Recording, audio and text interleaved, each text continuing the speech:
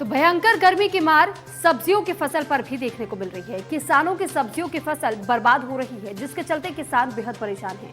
फसलों की लागत मूल्य भी किसान नहीं निकाल पा रहे हैं। देखिए रिपोर्ट। फसलों पर गर्मी की मार, समय से पहले फसल हो रही खराब, किसानों को हो रहा भारी नुकसान, लागत मूल्य भी नहीं निकाल पा रहे किसान।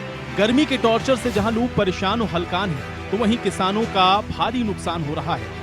गर्मी की वजह से सब्जियों की फसल पूरी तरह से बर्बाद हो रही है। गेहूं की पैदावार कम होने के बाद अब सब्जी की फसलें खराब हो रही हैं। किसानों का कहना है कि जहां समय से पहले गर्मी आने से गेहूं की पैदावार पर असर पड़ा, तो अब सब्जी पर भी इसका भरपूर असर दिख रहा है।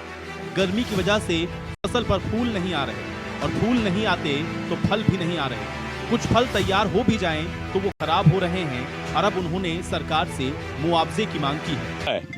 इस बार गर्मी की वजह से पहले तो गेहूं के ऊपर मार पड़ी किसान पे। सभी जानते हैं कि गेहूं के अंदर कम से कम 30% गेहूं की पैदावार कम हुई, क्योंकि गर्मी टाइम से पहले आई। और दूसरी बात सब्जी के ऊपर, सब्जी ये देखिए, ये जो सब्जी खराब हुई है सारी गर्मी की वजह से खराब हुई। हमारी तो यही मांग है कि भाई किसानों का ध्यान रखे, इसके ऊपर कुछ सोचे सरकार, कुछ मुआवजा दे किसान को जिसने सब्जी की फसल लगाई है, कुछ मुआवजा दे किसान को इसके बारे में। मिर्ची भी लगा रखी जी, खीरे भी हैं जी, तोरी भी हैं, घिया भी हैं जी। सारी फसलों पर बारिश का भी नुकसान और वो भी नुकसान जी। ज़्यादा जो गर्मी हुई, गर्मी के कारण जो मजदूरों की लेबर भी पूरी नहीं हो रही जी। स्प्रे रह गए, खर्चे रह गए, बीज, दवाई, बाई, तेल, महंगाई के कारण कुछ नहीं, जिम्मेदार बिल्कुल खाली है। वहीं उप कृषि निदेशक आदित्य प्रताप डबास ने बताया कि इस बार मानसून 98% तक सामान्य रहेगा। इससे फसलों को फायदा होगा। सभी कोशिश को करते हुए भूमिगत जल को बचाने की भी कोशिश की जाए। क्योंकि अब की बार थोड़ा सा गर्मी थोड़ी जल्दी आ गई, हम ये कह सकते हैं कि टेम्परेचर तो उतना ही है, लेकिन जल्द गर्मी का जो है वो हम आपकी बार मार्च से स्टार्ट हो गई थी, तो उसका प्रकोप थोड़ा ज़्यादा था। लेकिन अब आगे जो मौसम का आपकी बार पूर्वानुमान है कि 98% मानसून जो है वो सामान्य रहेगा। तो ऐसा वैसी कोई विशेष बात नहीं है कि विशेष तौर पे साल सूखा पड़ने की या कोई ऐसी संभावना नहीं है। और जितना अगर जो गर्मी पड़ेगी तो उसमें कहावत जितनी गर्मी पड़ेगी उतनी बारिश भी अच्छी होगी। लेकिन ये कि हमने इन सभी कोशिशों के बावजूद जो हमारा भूमिगत जल है उसका दोहन ना हो, उसको बचाए रखना हमारी नैतिक जिम्मेदारी। कम पैदावार के बाद मंडी में किसानों को खरीदार ढूंढना पड़ता है। इस बार 50% पैदावार कम हुई, मंडी में खरीदार भी नहीं है। इसके पीछे महंगाई भी दूसरा बड़ा कारण है, जिसके चलते किसान परेशान हैं। करनाल से महेंद्र सिंह की रिपोर्ट, इंडिया न्यूज, हरियाणा। और वहीं दूसरी ओर जींद का युवा किसान सुनील कंडेला ने किसानों के लिए एक प्रेरणा बन गया है। गांव कंडेला निवासी सुनील ने एक अनूठी पहल की है, जिसके कारण वो क्षेत्र में चर्चा का भागीदार बन चुका है।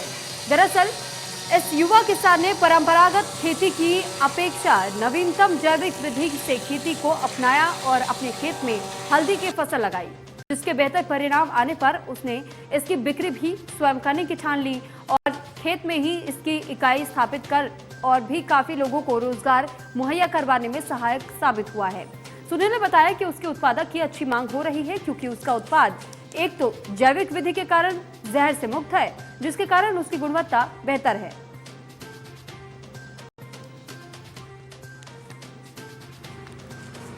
हमने 2016 के अंदर यहाँ बागवानी की खेती शुरू करी। हम भारत भूषण त्यागी जी के संपर्क में आए, उन्होंने एक मॉडल हमारे को दिया कि किस प्रकार से एक बागवानी के साथ में आप मल्टी क्रॉप कर सकते हैं।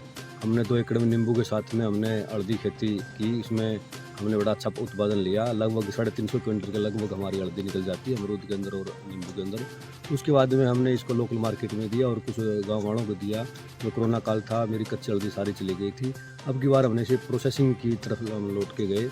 इसमें हमने कटिंग करने के बाद में उड़ीसा से एक मशीन मंगवाई, उसमें हमने प्रोसेसिंग की और इसके हल्दी पाउडर बना करके हम समाज में दे रहे। आजकल मिलावट का बड़ा ज़माना है और मिलावट होने के कारण हमने सोचा कि हम यहाँ एक शुद्ध ऑर्गेनिक हल्दी लोगों को दें, तो हमने यहाँ इसीलिए प्रोसेसिंग यूनिट लगाई और ताकि इसमें कोई मिक्सिंग ना हो और ऑर्गेनिक हल्दी लोगों के बीच में जाए, ताकि लोगों का स्वास्थ्य बना रहे। हमारे वैसे दिमाग में आ गया, भारत भूषण त्यागी जी के संपर्क में जब आए, उन्होंने बताया कि इसके साथ में हम मल्टी क्रॉप के रूप में हल्दी और अदरक ले सकते हैं, लेकिन हमने अदरक की बजाय हल्दी को चुना और उसमें जैसे हम हल्दी लगाते हैं एक बेड छोड़ करके एक बेड में लगाते हैं, आपने देखा हुआ यहाँ पे। और जो हमारे ये इसके रूट फीडिंग रूट होता है अमरूद का, और फीडिंग रूट के साथ में हल्दी की जो नीचे बिजाई करते हैं, तो जब हल्दी की हम पालन पोषण करते हैं पानी वगैरह के लिए, तो अमरूद में ऑटोमेटिक चला जाता है। हम इसको पाउडर को हमें दे रहे हैं 350 रुपये किलो, और इसका जो बीज है उसको दे रहे हैं हम 80 रुपये किलो, और इसकी जो मतलब कच्ची हल्दी को लेना चाहता है उसको भी हम 80 रुपये किलो देते हैं। और किसानों को जो किसान नया करना चाहता हूँ उसको 5-5 किलो या 10-10 किलो देते हैं, ताकि किसान को ऊपर ज़्यादा बोझ ना पड़े और वो थोड़ा रख करके देख ले। तो हम उसको 40। और फिलहाल खबरों में रुकेंगे छोटे से ब्रेक के लिए। ब्रेक के बाद जल्द हाजिर होंगे।